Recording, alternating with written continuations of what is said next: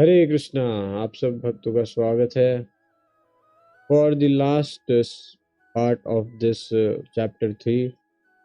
और आज जो है हम जानेंगे कि उस काम को कैसे दमन करें, कैसे विजय प्राप्त करें उस दुष्प्रेरणा पे, उस नैत्य वैरिणा पे जिसने काम रूप धारण करके हमें जो है बार बार कष्ट दिया है। तो भगवान ने बताया कि 3 जगह पे स्ट्रैटेजिक पोजीशंस, काम, the enemy, the eternal enemy of the soul ने स्थितियां बना ली हैं अपनी। कौन कौन सी थी? पहला था बुद्धि और मन और फिर इंद्रियां। तो क्योंकि बुद्धि जो है काम मुख हो चुकी है, तो उससे लस्ट जो है प्रभाव डालता है ईगो पे। ईगो मिस आइडेंटिफाई करता है अपने आप को बॉडी से, और बॉडी से जब आइडेंटिफाई करते हैं, मटेरियल थिंग से आइडेंटिफाई करते हैं, तो माइंड और सेंसेस से एक व्यक्ति अपने आप को आइडेंटिफाई करता है। अपने आप को मन समझता है, अपने आप को इंद्रियां समझता है, अर्थात इनको संतुष्ट करने में लग जाता है, पर वो कभी संतुष्ट नहीं होते। तो आइए चलते हैं, आज जानते हैं किस तरीके से भगवान अर्जुन को बताते हैं कि कैसे काम को दमन किया जाए। ओम अज्ञानतिमिरन्धस्य ज्ञानाञ्जनशलाकया चक्षुरुन्मीलितं येन तस्मै श्रीगुरुवे नमः। श्रीचैतन्यमनोभीष्टं स्थापितं येन भूतले स्वयं रूपकदामयं ददाति स्वपदान्तिकम्। वन्देऽहं श्रीगुरो श्रीयुक्तापदकमलं श्रीगुरून् वैष्णवांश श्रीरूपं सागरजातं सहगण रघुनाथान्वितं तं सजीवं साद्वैतं सावधूतं परिजनसहितं कृष्णचैतन्यदेवं श्रीराधाकृष्णपादान् सहगण ललिता श्रीविशाखान्वितं च। हे कृष्ण करुणा सिन्धु दीनबन्धु जगत्पते गोपेश गोपिका कान्त राधाकान्त नमोऽस्तुते।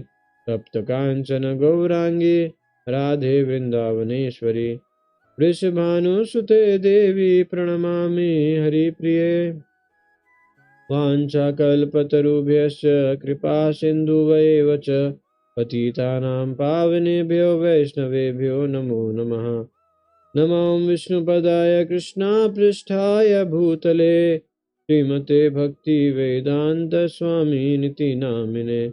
नमस्ते सरस्वती देवे गौरवाणी प्रचारिणे निर्विशेष शून्यवादी पाश्चात्यदेशतारिणे। जय श्री कृष्ण चैतन्य प्रभु नित्यानंद श्री अद्वैत गदाधर शिवासादि गौर भक्त वृंद। हरे कृष्णा कृष्णा कृष्णा हरे हरे, हरे राम राम राम हरे हरे। हरे कृष्णा।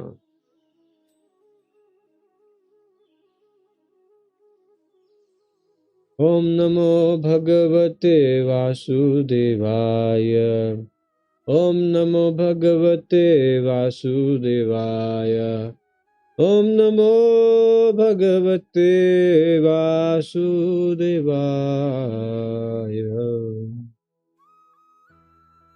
तस्मात् त्वम् इन्द्रियाणि आदौ नियाय भारतार्षभः पाप्मानं प्रजाहि एनं ज्ञानविज्ञाननाशनम्। Translation purport by His Divine Grace A.C. Bhaktivedanta Swami Srila Prabhupada। Srila Prabhupada की जय। भगवान क्या बता रहे हैं अर्जुन को? Therefore, O Arjuna, best of the Bharatas, in the very beginning, curb this great symbol of sin, lust, by regulating the senses, and slay this destroyer of knowledge and self-realization। ये जो काम है हमारे ज्ञान का नाश करता है, हमारी तपस्या का, जो कि हमें आत्म साक्षात्कार कराए, उसका दमन करता है। इसलिए क्या बता रहे हैं, बाय रेगुलेटिंग द सेंसेस, मन जो है ना वो केंद्र है और इंद्रियां उससे कनेक्टेड हैं। तो अगर हम इंद्रियों को कंट्रोल करेंगे, वो इंद्रियों को कंट्रोल करना आसान है। मन सूक्ष्म है, उसकी गतिविधियों को कंट्रोल करना मुश्किल है, पर इंद्रियां जो है जड़ हैं, इनको करना, नियंत्रित करना आसान है as compare to the mind. आगे भी हम जो है जानेंगे कि अर्जुन बोलते हैं, चंचला मना ही कृष्णा, प्रमादी बलवद ही धर्म। प्रमाद मैड, प्रमादी बलवद बहुत स्ट्रांग ऑब्स्टिनेट है, प्रमादी बलवद ही दृढ़ है ना, स्टबन है। कौन? मन। तो इसलिए यहाँ पे क्या भगवान बताए, रेगुलेटिंग द सेंसेस। रेगुलेट कैसे करेंगे सेंसेस को? हाँ, जैसे सिंपल है, आंखों को इस्तेमाल करेंगे भगवान के दर्शन करने के लिए, कानों को भगवान का भजन कीर्तन कथा सुनने के लिए, नाक से जो है भगवान को ऑफर्ड माला को सूंघकर, प्रसाद को सूंघकर, और जीवा को किससे, भगवान का तुलसी पत्ता को ग्रहण करके, प्रसाद को ग्रहण करके, और हाँ, सारी इंद्रियों को उसके सेंस ऑब्जेक्ट्स से दूर रख के, जैसे क्या एग्जाम्पल दिया था सेकंड चैप्टर में, एक कुरमा की तरह, एक टॉर्टोइस की तरह, उसको एक कभी इस्तेमाल करें जब रिक्वायर्ड है, और यूज़ करें किसके लिए, भगवान की भक्ति, भगवान को प्रसन्न करने के लिए, भगवान को संतुष्ट करने के लिए अपनी सारी इंद्रियों को इस्तेमाल करें।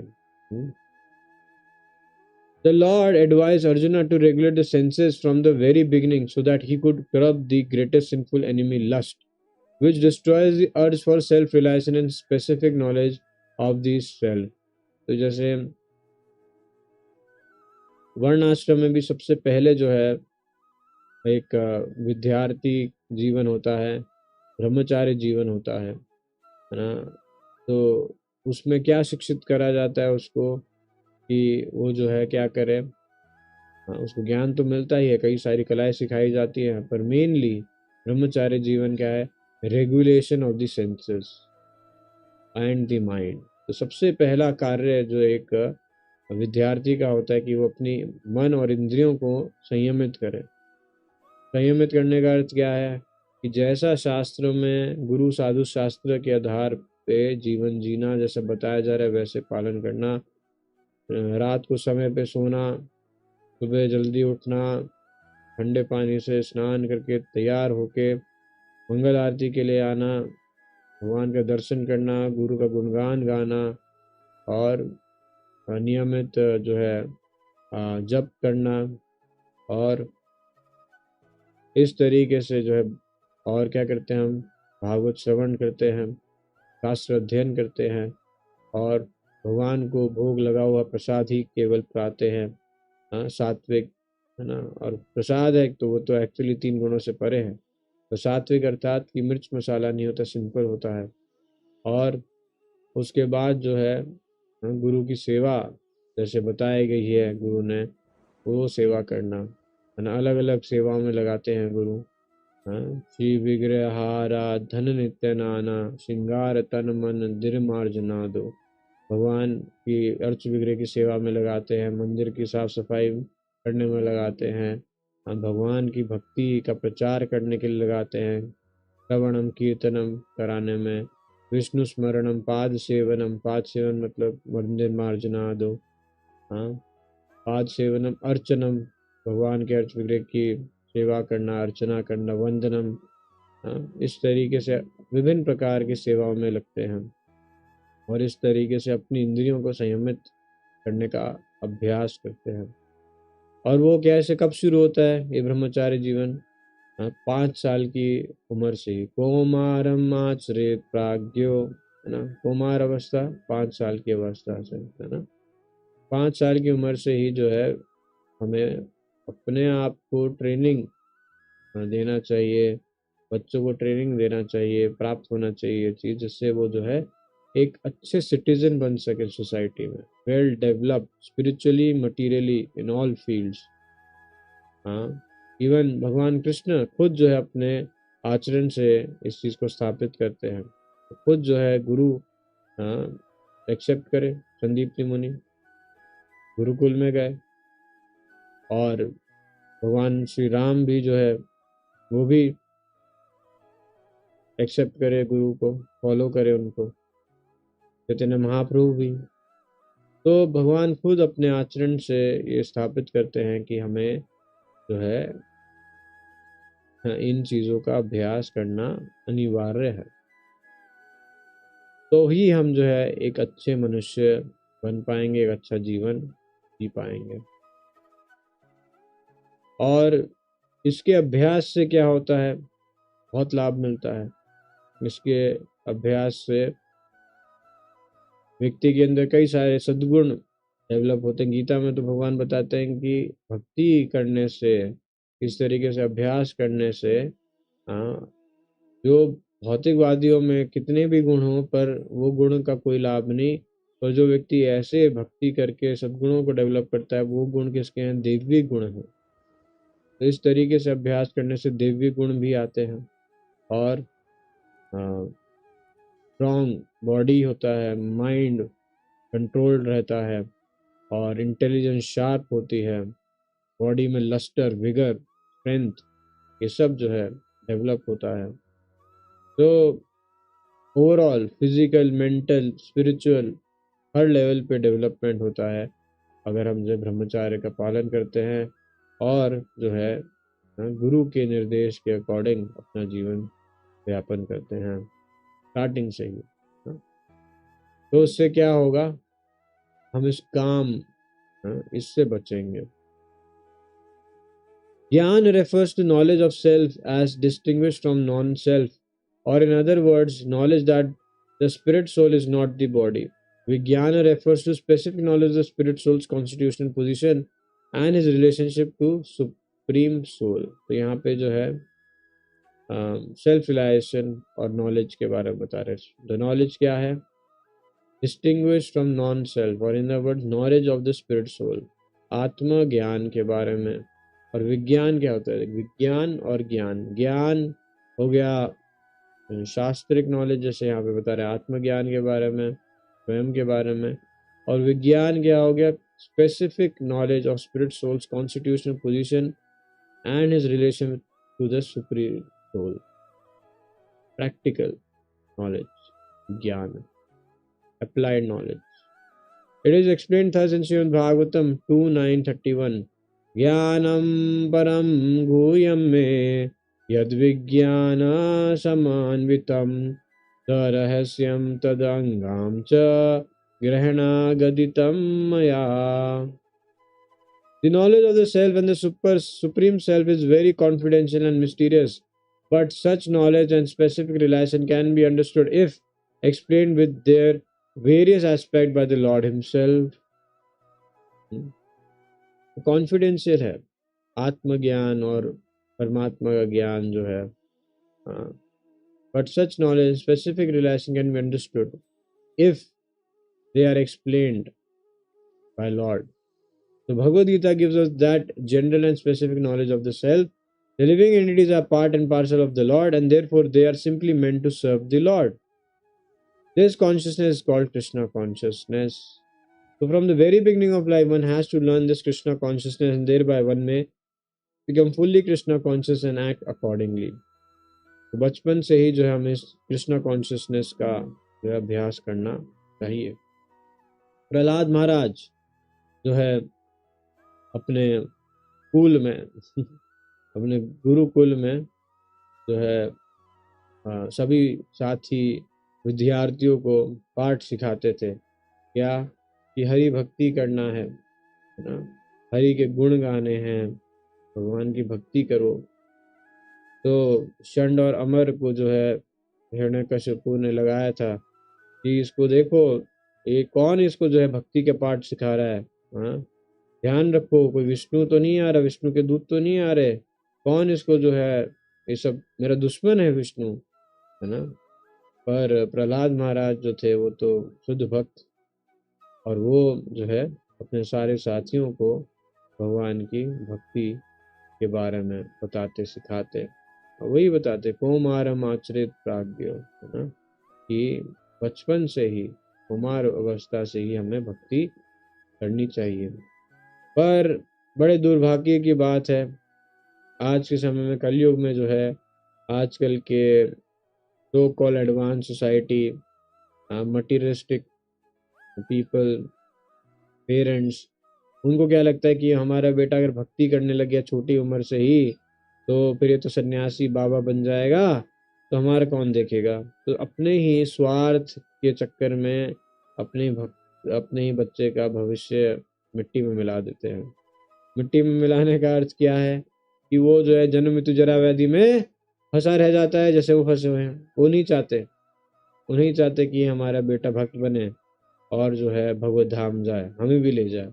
वो क्या चाहते हैं, डॉक्टर बने, इंजीनियर बने, है ना, 12-12 घंटे नौकरी करे, पर भक्त ना बने। कुछ भी करे, चाहे गलत से गलत काम भी करे, पर भक्ति ना करे, है ना। तो ये हमारा एक्सपीरियंस है।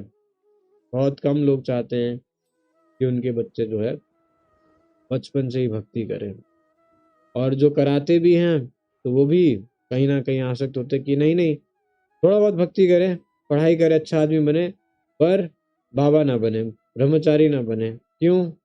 अरे फिर हमारा कौन देखेगा। क्या जरूरत है, घर पे रह के भी तो भक्ति हो सकती है। पर ये अभ्यास है, ट्रेनिंग है। तो गुरुकुल में रह के, गुरु के आश्रम में रहना और फिर ब्रह्मचार्य का पालन करना, वो व्यक्ति ब्रह्मचारी कहलाता है, ना कि कोई व्यक्ति सिर्फ बाहर रह के अब ब्रह्मचार्य का पालन करे। True Brahmachari in essence is one who lives in the ashram of guru and follows the instructions of guru. That is a true brahmachari. So anyway, but the scripture says that one should practice krishna consciousness from the very start of our life. Lust is only the perverted reflection of love of God, which is natural for every living entity. But if one is educated in krishna consciousness from the very beginning, that natural love of God cannot deteriorate into lust. When love of God deteriorates into lust, it is very difficult to return to the normal condition. तो ये जो काम है, ये क्या है? जैसे छाया होती है ना, छाया, किसी भी वस्तु की एक छाया होती है। वो छाया वास्तविक वो स्वरूप की तो होती है, उस वस्तु की स्वरूप बिल्कुल वैसी लगती है, पर वो फिर भी जो है वास्तविक वस्तु नहीं है। जैसे कि अगर आपके सामने बहुत सारे व्यंजन रख दिए जाएं, पर बोला जाए कि इसकी छाया को सिर्फ आपको खाना है, या फिर सिर्फ फोटो रख दी जाए, अब कहेंगे इसको खाओ, तो क्या हमारा पेट भर जाएगा? हम खा सकेंगे उसको? नहीं। उसी तरीके से जब ये जो काम जो है, ये क्या है, ये असली जो प्रेम है हमारा भगवान के प्रति, उसका ही एक प्रतिबिंब है, परवर्टेड रिफ्लेक्शन है, बिगड़ी हुई छाया है। और ये क्या है, ये जो प्रेम है भगवान के प्रति, ये हर एक जीवात्मा का भगवान के साथ है। पर जब वही भौतिक संसार में आता है 3 गुणों के प्रभाव में, तो वही प्रेम जो है काम रूप ले लेता है। और फिर बता रहे हैं कि अगर हमें जो है बचपन से ही कृष्णा कॉन्शियसनेस के बारे में एजुकेशन मिले, तो इस प्रेम को जो है हम बचा सकते हैं डिटोरिएट होने से लस्ट में। तो बचपन में देखो संस्कार कितने अच्छे इंप्रेशन बनते हैं माइंड के ऊपर, कितना अच्छा फोकस रहता है। अगर हम गीता के श्लोक याद कराएं बच्चों को, तो कितने सारे श्लोक फटाफट वो याद कर लेते हैं, कितनी सारी चीज़ें अपने जीवन में उतार लेते हैं बचपन में ही अगर सिखा दें। पर आजकल क्या दिया जाता है उनको? मोबाइल, आईफोन, ये सब दे दिया जाता है, और पता नहीं क्या क्या देखते हैं बच्चे और क्या उनके ऊपर इम्प्रेशन पड़ते हैं। एक रिसर्च हुआ, और उस रिसर्च में जो है ये पता लगाया कि बच्चे जो हैं रेगुलरली जो कंजम्पशन कर रहे हैं मोबाइल का, उससे ना जाने कितने ही मर्डर्स देखते हैं, कितनी ही गलत चीज़ें देख लेते हैं, जो कि उनके माइंड पे नेगेटिव इम्प्रेशन बनाती हैं। तो इसलिए अगर हम बचपन से उनको कृष्णा कॉन्शियसनेस की ट्रेनिंग देंगे, तो हम उनको बचा सकते हैं और उनको हेल्प कर सकते हैं भगवत धाम जाने में। और फिर प्रभुपाद जी बता रहे हैं, it is very difficult to return to normal condition. मतलब एक तरह से बुखार चढ़ा और उसको कंट्रोल नहीं करा, दवाई नहीं लिया, रेस्ट नहीं करा, तो फिर वो बुखार जो है और बढ़ जाता है। 99, 100, 102 के बाद 104 तक पहुंच जाता है। उसी तरीके से nonetheless krishna consciousness is so powerful that even a late beginner can become a lover of god by following the regulative principle of devotional service। फिर भी प्रभुपाद होप दे रहे हैं कि कई लोग जो हैं नहीं कर पाए होंगे, बचपन में मौका नहीं मिला होगा, पर फिर भी कोई व्यक्ति अगर लेट ही शुरू करे भक्ति, पर फिर भी अगर फॉलो करेगा रेगुलेटरी प्रिंसिपल्स को भक्ति के, तो वो जो है आगे बढ़ सकता है, भगवान का प्रेमी बन सकता है। तो from any stage of life और from the time of understanding its urgency, one can begin regulating the senses in krishna consciousness, devotion service of the lord, and turn lust into love of godhead, the highest perfectional stage of human life।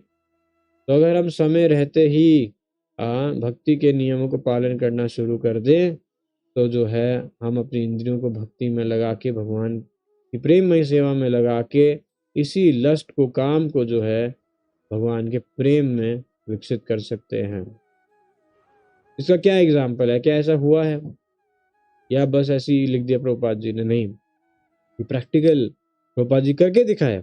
कहाँ करके दिखाया?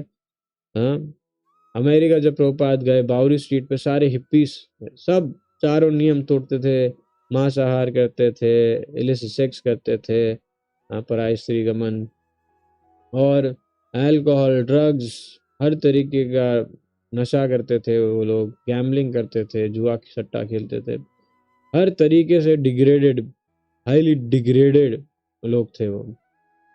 पर प्रभुपाद जी उनको क्या दिए?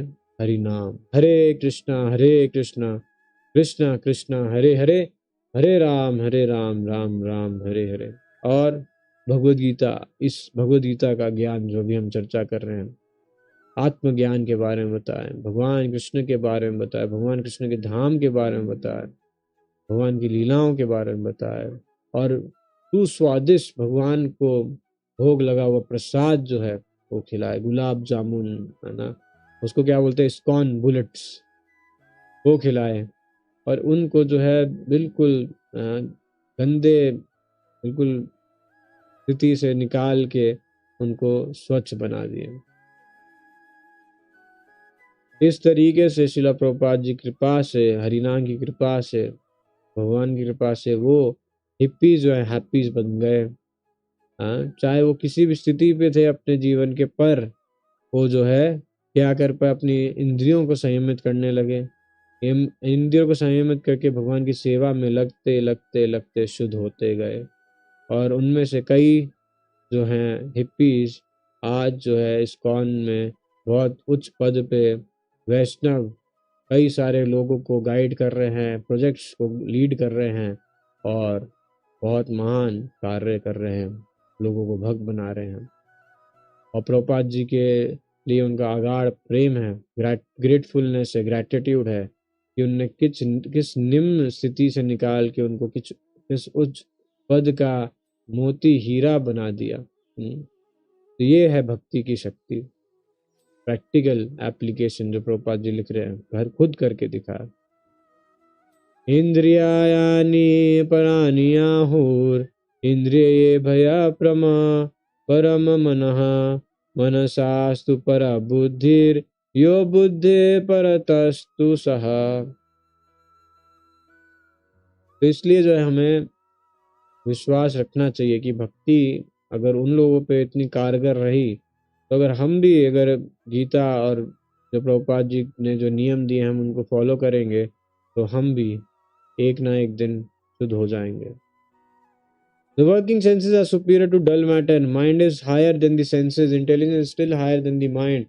And he, the soul, is even higher than the intelligence. तो अब यहाँ पे जो है क्या बता रहे हैं, किस तरीके से, क्या ऑर्डर है, किसको कब जो है कॉन्कर किस लेवल पे करना चाहिए, क्या स्ट्रैटेजी होनी चाहिए अटैक करने की, लस्ट को कॉन्कर करने के लिए। हाँ, तो बता रहे हैं कि the enemy lust can be conquered by conquering its shelters, the senses, mind, and intelligence, which are respectively increasingly difficult to conquer. तो यहाँ पे बता रहे the working senses are superior to dull matter. Mind is higher than the senses, intelligence still higher, and the mind and the soul is even higher. तो क्या बता रहे हैं फिर? Senses may be difficult to control, but they are easier to control than the other items, mind and intelligence. Therefore, the first, the senses should be conquered by regulation. By restricting the senses, after some time, the mind will become freed of lust.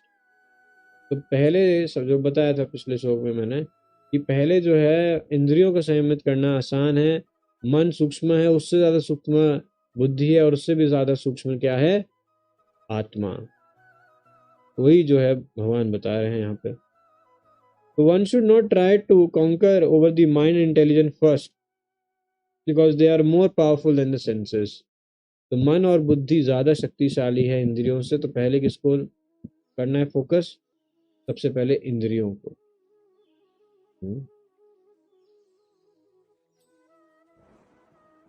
The senses are different outlets for the activities of lust. Lust is reserved within the body, but it is given vent through the senses. Therefore, the senses are superior to the body as a whole. These outlets are not in use when there is superior consciousness or Krishna consciousness. In Krishna consciousness, the soul makes direct connection with the Supreme Personality of Godhead. Therefore, the hierarchy of bodily function are described here ultimately ends in the Supreme Soul. तो इंद्रियों को किस तरीके से संयमित करें? हाँ, बहुत आसान है, बहुत आसान है। हाँ, अपने आप में हम जो है आत्मावलोकन करना शुरू करें कि मैं किन किन चीज़ों से भटक जाता हूँ, कहाँ कहाँ मेरी आँख जाती है, कहाँ कहाँ मेरे कान जो है किस फ्रीक्वेंसी को पकड़ते हैं, किस किस खाद्य पदार्थ से मेरी जीभ जो है आकर्षित होती है, मैं कंट्रोल नहीं कर पाता, है ना। तो वर्किंग सेंसेस, है ना, दो तरीके की सेंसेस होते हैं हमारी, एक ज्ञान इंद्रियां और एक कर्म इंद्रियां। ज्ञान इंद्रियां क्या हैं? जिससे हम इनपुट लेते हैं, इनपुट डिवाइसेस क्या हैं? आईज हो गया, हाँ, और नोज, टंग, ईयर्स, हाँ, और स्किन। तो ये सारी जो हैं सेंसेस जो हैं हमारी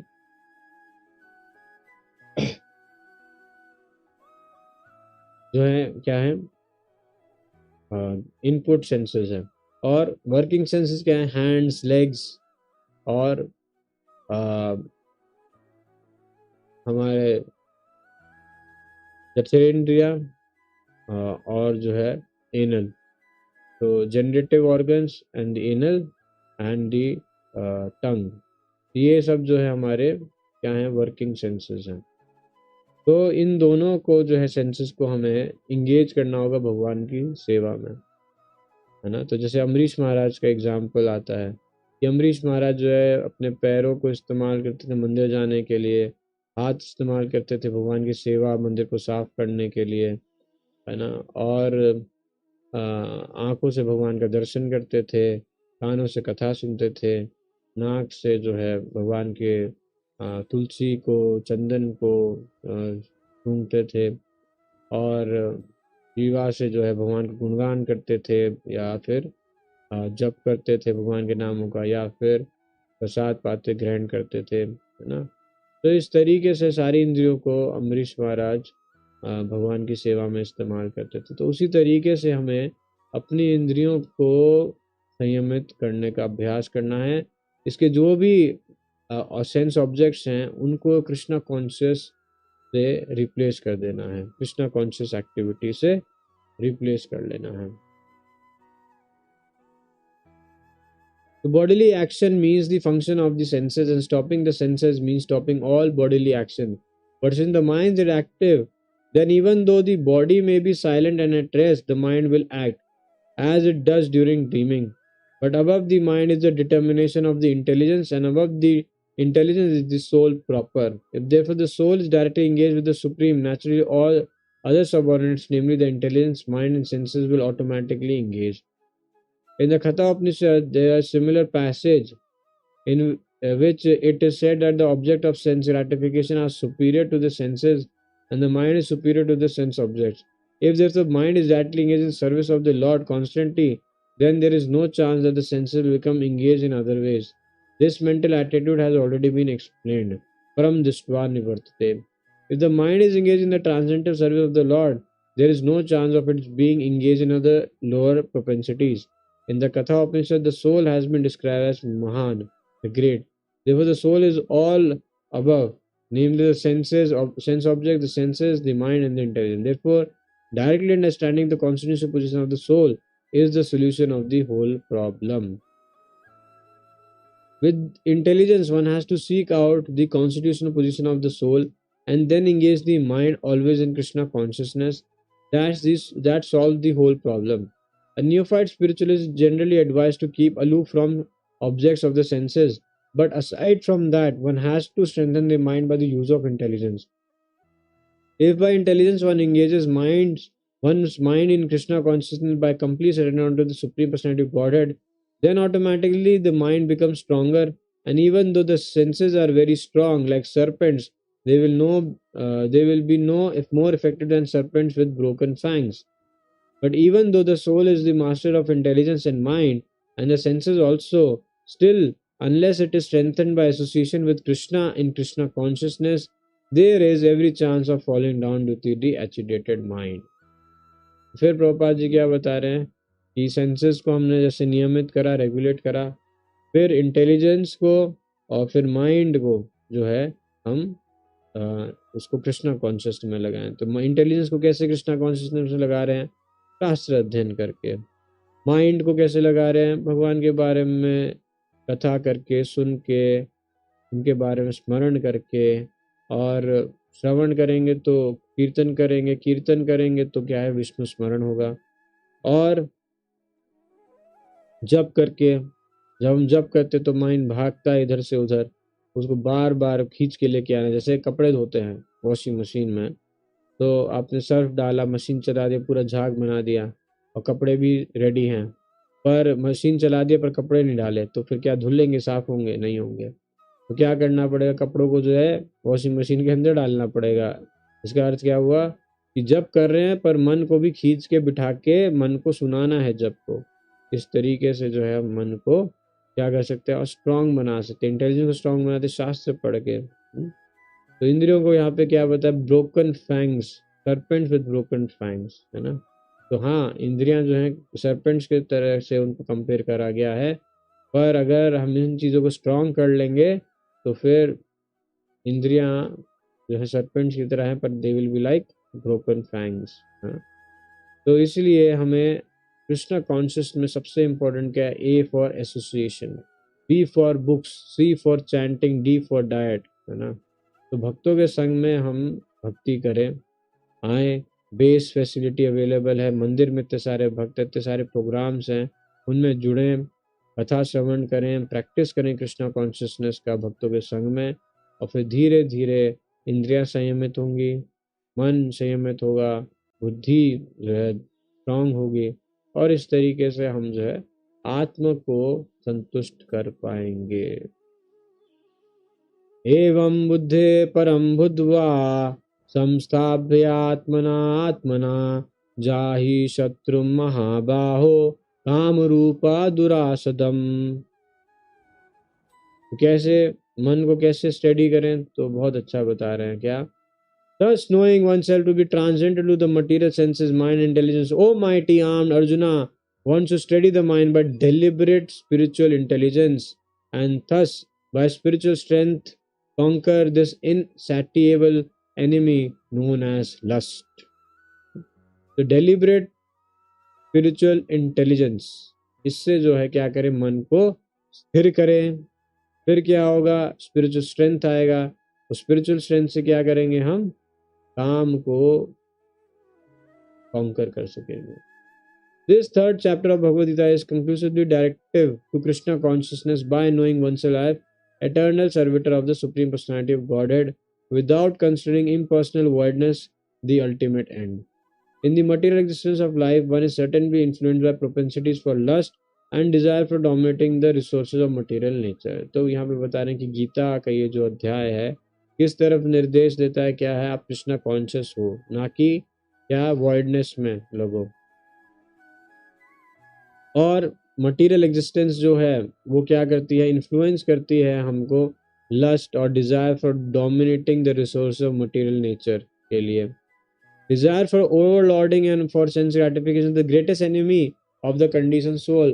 But by strength of Krishna consciousness, one can control the material senses, mind, and intelligence. One may not give up work and prescribed duty all of a sudden, but by gradually developing Krishna consciousness, one can be situated in a transcendental position without being influenced by the material senses and the mind, by steady intelligence directed towards one pure identity. तो धीरे धीरे जो है अगर हम इसका अभ्यास करते हैं तो एक साथ तो हम सारी गलत चीज़ें नहीं छोड़ सकते हैं, अपने कर्म को नहीं छोड़ सकते, पर ग्रेजुअली डेवलप करें कृष्णा कॉन्शियसनेस को जब तक हम सिचुएट नहीं हो जाते ट्रांसेंडेंटल पोजीशन में। तो कोई पूछ सकता है कि अच्छा तो क्या ऐसा है क्या कि भक्ति कोई व्यक्ति करे तो कभी उसका पतन नहीं होगा, या स्टार्टिंग में लोग आते हैं तो वो छोड़ के तो जाते ही हैं, ऐसा तो हमने देखा है, तो ऐसा क्यों होता है? तो ये क्या है कि व्यक्ति को अपने आप को लगा के रखना पड़ेगा। कैसे? जैसे पंखा है, तो पंखे को हम ऑफ करते हैं तो ऐसा तो नहीं तुरंत ही ऑफ हो जाता है, धीरे धीरे धीरे ऑफ हो, धीरे धीरे रुकता है ना। वो और जैसे आग है, तो आग के अंदर अगर हम लोहे को रखते हैं तो वो धीरे धीरे गर्म होता है ना, पर एक एक एक साथ ही तो नहीं गर्म हो जाता ना वो। जितने समय तक हम लगा के रखेंगे, तपाते रहेंगे तपाते रहेंगे, तो एक समय आएगा कि आग और लोहे में कोई फर्क नहीं रहेगा, लोहा भी आग हो जाएगा। उसी तरीके से हमें क्या है, अपने आप को कृष्णा कॉन्शियसनेस में लगा के रखना है, और धीरे धीरे धीरे धीरे इसके प्रभाव से क्या है, हम शुद्ध होते जाएंगे। No doubt, no doubt in this thing, but we have to keep ourself practicing krishna consciousness. So this is the sum total of this chapter. In the immature stage of material existence, philosophical speculation and artificial attempts to control the senses by so-called practice of yogic posture can never help a man towards spiritual life. He must be trained in Krishna consciousness by higher intelligence. तो कई लोग जो हैं कहेंगे कि हम तो योग आसन करते हैं, अभ्यास करते हैं, मेडिटेशन करते हैं, ये सब, हाँ ये सब है, कुछ लेवल तक हमें हेल्प कर सकता है, पर अल्टीमेटली सच्चित आनंद, आनंद की जो वृद्धि होती है वो इसी से होती है, भक्ति से, अन्यथा नहीं हो सकती है ना। योग आसन से मन और इंद्रियों को कुछ हद तक संयमित कर सकते हैं, पर उसमें आनंद का फीचर नहीं है, ड्राईनेस है, ड्राईनेस होती है योग आसन में, उसमें कहाँ कोई कथा आनंद है किसी चीज का। वो तो बस इस पोस्चर से उस पोस्चर करो, हजार शायद अगर हम योग सिद्धि करके भी परमात्मा को देख भी पाए, पर सिर्फ देख ही पाएंगे, कुछ आदान प्रदान नहीं कर पाएंगे। तो भक्ति जो है उसमें क्या है, आदान प्रदान होता है भगवान के साथ। तो ये चीज क्या एग्जाम्पल है, एग्जाम्पल है जैसे सनातन गोस्वामी जो है अपने साथ अपने विग्रह को रखते थे और उनको जो है भोग देते थे, है ना, सूखी रोटी खिलाते थे। तो मदन मोहन जी बोले कि अरे तुम सूखी रोटी खिलाते हो, थोड़ा नमक तो लगा दो। तो बोले कि आज तुम नमक मांग रहे हो, कल को और 56 भोग मांगोगे, मैं तो बाबा हूँ, मैं कहाँ से लेके आऊँगा। और फिर जो है मदन मोहन क्या करते हैं कि एक बिजनेसमैन होता है, मर्चेंट होता है, ट्रैवल कर रहा होता है, तो उसकी नौका जो है यमुना से जा रही होती तो फंस जाती है। तो आते हैं वो लोग उससे बात करते कि नौका फंस गई, क्या करें। तो फिर वो जो है आते हैं और सनातन गोस्वामी के पास। सनातन गोस्वामी जो है कहते हैं मैं क्या कर सकता हूँ, आप इनसे बोलिए, मदन मोहन जी से ये प्रार्थना करिए इनसे। और फिर जो है वो उनकी नौका निकल जाती है, और फिर वो जो है जाते हैं आगे व्यापार करते हैं, और बहुत सारा उनको धन प्राप्त होता है। तो वापस आते हैं तो सबसे पहले सनातन गोस्वामी के पास आते हैं और बोलते हैं कि बहुत जो है लाभ हुआ मेरे को, मैं क्या सेवा कर सकता हूँ। तो फिर वो जो है मदन मोहन जी के लिए मंदिर बनाने के लिए कहते हैं, और फिर इस तरीके से उनको बहुत अच्छे से सेवा होती है। तो भगवान अपना खुद अरेंजमेंट कर लेते हैं, है ना। तो इस तरीके से आदान प्रदान करते हैं अपने शुद्ध भक्तों के साथ। वो किसी योगी के साथ नहीं होता, है ना, तपस्वी के साथ नहीं करते, पर किसके साथ करते, अपने प्रिय भक्तों के साथ करते हैं। तो इसलिए हमें अगर इस कृष्णा कॉन्शियसनेस के हायर टेस्ट को रिलीज करना है, हाँ, तो हमें ट्रेनिंग चाहिए। और ट्रेनिंग जब हमें मिलेगी, प्रैक्टिस रेगुलरली करेंगे कृष्णा कॉन्शियसनेस का, तो हम फिर इस काम को जो है दुष्पूरेणा नित्य वैरिणा, इसको दमन कर पाएंगे। इसलिए बार बार शास्त्र बताता है that one should approach a spiritual master and learn, be trained in Krishna consciousness by him। तो इस तरीके से जो है हम आते हैं इस चैप्टर के अंत पे। कल हम शुरू करेंगे चैप्टर 4।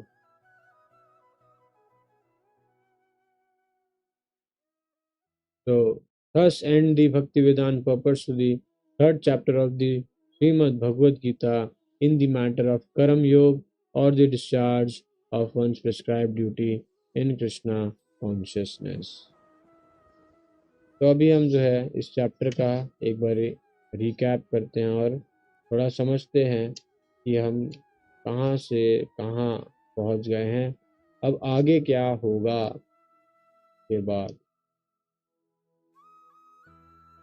तो शुरुआत हुई थी, अर्जुन पूछते हैं कि अगर buddhi yoga is better than karma, then why do you want me to fight. उनको लग रहा था कि बुद्धि योग, निष्काम कर्म योग जो है ना, उसमें लगूं कि कर्म में लगूं कि क्या करूं, कहीं नहीं समझ नहीं आ रहा, सिस्टमैटिकली नहीं समझाया आपने, थोड़ा अच्छे से बताओ। तो nishkam karma yoga is better for Arjun than jnana yoga. कैसे? Two types of people, jnana yogis who renounce work and karma yogis who do the prescribed work. बताया the premature initiation of work is not recommended because inaction is unnatural। कर्म संन्यास के बारे में था। फिर मिथ्याचारी के बारे में था। A pretender externally renounces work but internally dwells on sense objects, better perform prescribed work for Vishnu and avoid bondage। तो मिथ्याचारी क्या है? सेंस ऑब्जेक्ट के बारे में चिंतन कर रहा है पर एक्सटर्नली दिखा रहा है मैं तो विरक्त हूँ। इससे अच्छा क्या है, आप अपना जो प्रिस्क्राइब ड्यूटी है उसको करो भगवान विष्णु की प्रसन्नता के लिए, और बंधन में ना फंसो। फिर सेक्शन आता है कर्म कांड टू कर्म योग कि फिर उसमें हमने जाना था यज्ञ के बारे में कि भगवान की प्रसन्नता के लिए यज्ञ करेंगे तो उससे मैन एंड डेमिगॉड के बीच में कॉपरेशन होगा, और उससे the man will get all the benefits which is required for apt human life. और फिर था ये व्यक्ति को बिना भोग लगाए खाना नहीं चाहिए क्योंकि वो क्या है, एक थीफ है। फिर हमने साइकिल ऑफ सैक्रिफाइस समझा, life become sinful without sacrifice मतलब यज्ञ करना चाहिए। फिर निष्काम कर्म योग के बारे में बताया to set the right example. तो इसमें जो है जनक महाराज का एग्जाम्पल बताए थे, है ना, और अपना एग्जाम्पल बताया भगवान कृष्ण कि वो उनके लिए कोई भी चीज करने योग्य नहीं है, करने की जरूरत नहीं है उनको, पर फिर भी अपने आचरण से स्थापित करते हैं क्या करना चाहिए। और फिर जो है हम आते हैं conquering lust the greatest enemy, और हमने आज जाना किस तरीके से काम का दमन हम कर सकते हैं। तो chapter 4 will begin with Krishna telling that he has instructed this divine science of Bhagavad Gita to whom? To the sun god Vivaswan, and then how this knowledge passed on to others in lineage।